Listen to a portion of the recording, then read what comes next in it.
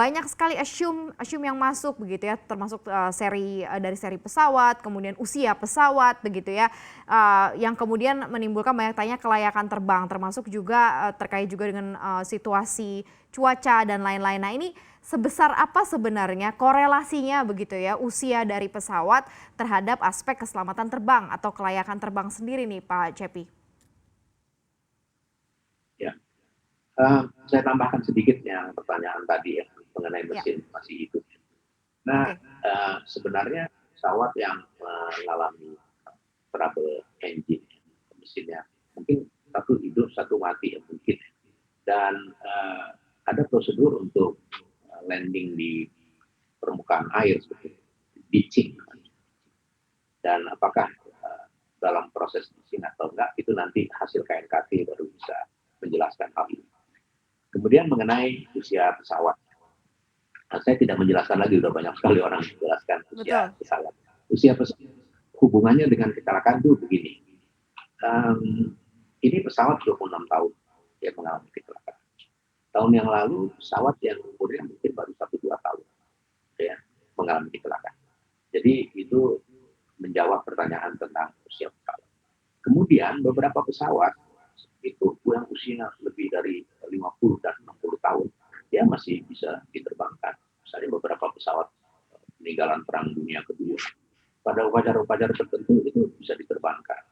Jadi kalau berbicara tentang usia pesawat dengan kecelakaan pesawat, maka dua gambaran yang saya sampaikan itu adalah menjawab pertanyaan semua.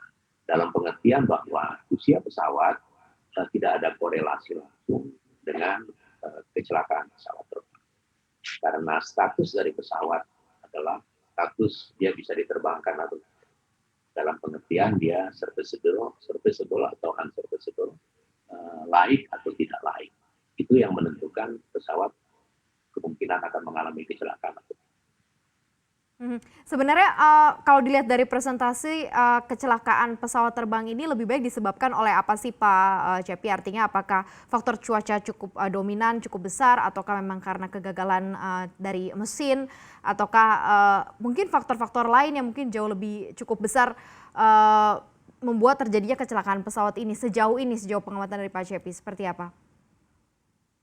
Ya, dalam pengamatan saya, yang pertama adalah saya belum pernah mendengar hasil penyelidikan investigasi kecelakaan pesawat terbang yang final resultnya mengatakan karena pesawat itu tidak ada.